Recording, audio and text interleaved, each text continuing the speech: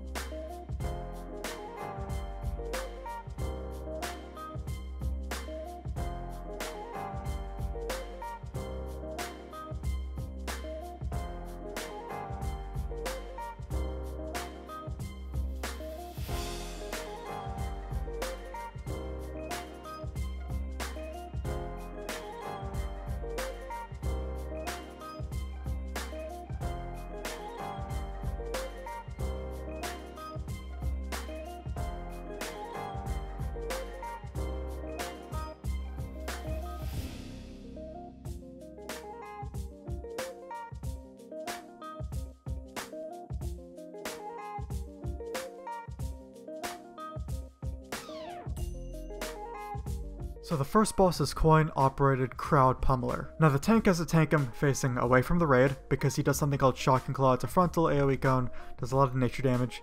It should really only hit your tank at any time. Then he'll do something called Static Pulse. It affects everyone. I don't think there's a way to not get hit by it unless you use an invulnerability, obviously. It'll knock everyone back and then do some nature damage and then do some more nature damage over 6 seconds. And then the last ability is called Foot Bomb Launcher. He'll shoot a bunch of footballs or soccer balls, whatever, around the area, and they'll detonate after a certain amount of time. If you're near one when it detonates, well, you'll take some fire damage. So what you can actually do is you can kick them back at the boss. If you get near one, you'll see a little arrow appear by it. That means if you click on it, that's the direction you'll kick it in. So you want to position yourself behind it, and then click on it when the arrow is pointing at the boss, kick it at the boss, and then it'll hurt the boss. It'll also increase the damage that the boss takes. So it's pretty important to kick them at the boss. And that's really the whole fight.